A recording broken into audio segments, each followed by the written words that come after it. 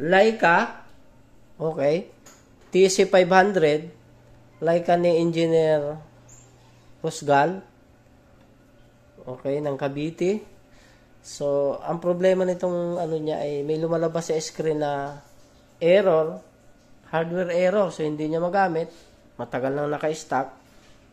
And then, ito, sinubukan niyang ipadiagnose sa amin at kung magagawa. So, ito, binuksan namin, yan. So, idadiagnose namin itong motherboard. Nandito yung program.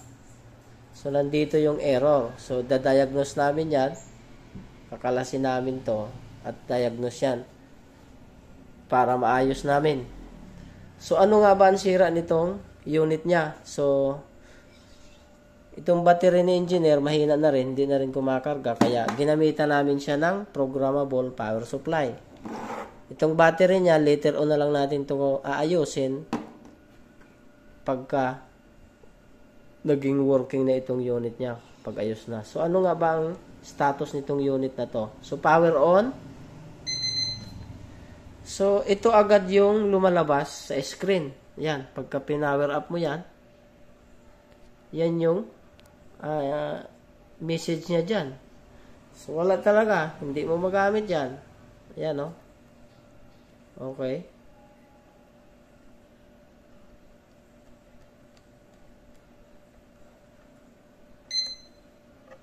Okay. So, wala.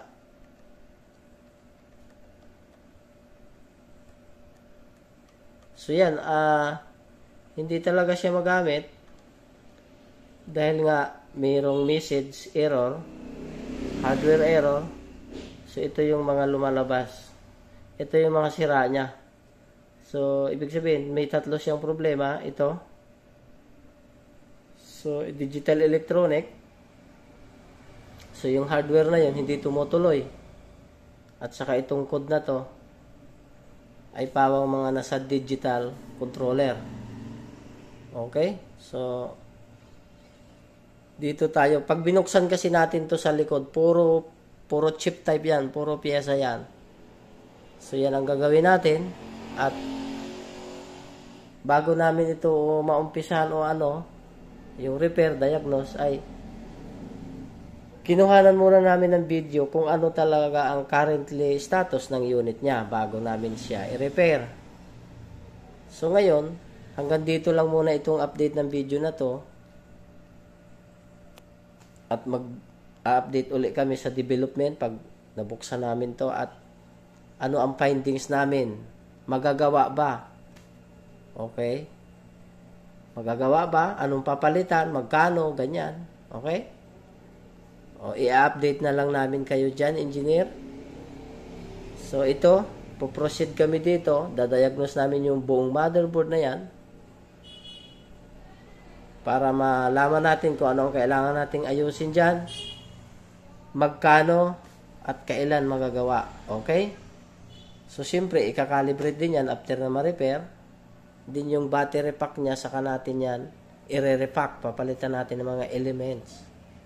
So, yun. Yun lang muna ang status nitong unit ni engineer. So, ayan. Update na lang kami sa second video o sa part 2 na video ng repair dito sa Leica. Ngayon, sa aming YouTube channel, engineer, paki-like, paki-share, at paki-subscribe na rin sa aming YouTube channel para sa mga susunod pa na mga i-upload namin na mga video regarding sa surveying, surveying activity, engineering surveying. So, repair man yan, calibration, o kung ano-anong klaseng mga gawaing related sa survey works, okay? Nagbibenta rin kami, sales, repair, demonstration, training, okay? So, yan, RTK, total station, lahat ng surveying instrument, so mayroon tayo dyan. At, nire-repair namin, kahit anong brand, regardless of brand name, ay accepted sa amin yan. Okay? So, hanggang dyan lang muna ang update namin dito sa unit ni Engineer Rusgal ng Cavite.